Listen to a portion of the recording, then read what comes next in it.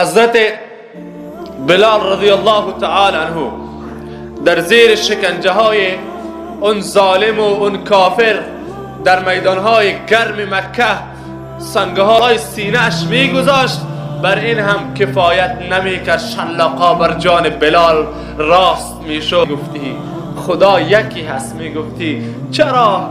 می گفت اون کسانی که من را شکنجه می کردند بر وحدانیت خدا یقین نداشتند. کسانی که من را شکنجه می کرد بر وحدانیت خدا یقین نداشت. اون من را با ضربه های شلاق شکنجه می کرد، من با احد گفتن اون را شکنجه روحی می کردم.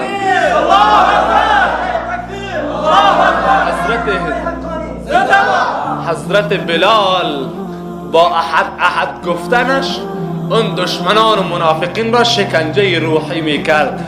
من می گویم امروز هم منافقین هست، امروز هم دشمنان اسلام هست، کسانی که بر شریعت اعتقاد ندارند با نعره های تکبیر جواد دلش را بلرزه بیاورد.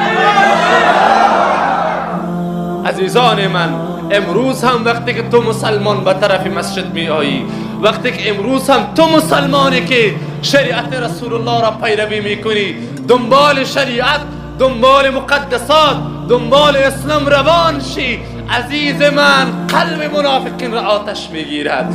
ولیکن عزیز من، دیروز بلال احد میگفت، امروز تو جوان مسلمان احد بگو تا دل مسلمانان آتش ایمان شعله ور شود و دل منافقین آتش نفاقش را بلرزه در بیاورد.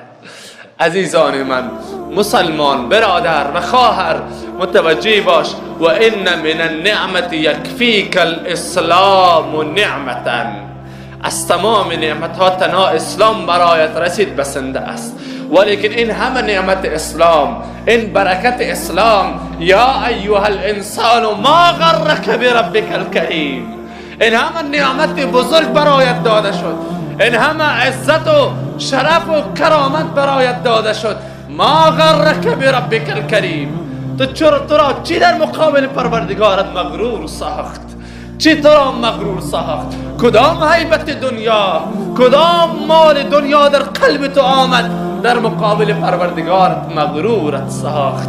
یا ایها الانسان ما غرک بربک الکریم الذی خلقک فسواک فعدلک، اون پروردگاری که تو را خلق کرد، دست نداشتی دست تو را آماده کرد، پای نداشتی پایت را آماده کرد، چشم نداشتی برای چشم داد، تمامش را برابر یکسان کرد. ما غرک بربک الکریم، در مقابل امون ذات کریم و با کرم و با شرف و با عزت چطور را مغرور ساخت؟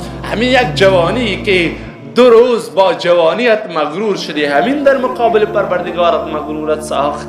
همین مال دنیایی که 2 روزه مال دنیا فانی و نابود می شود، همین تو را مغرور ساخت. عزیز من، غرور نمیزی.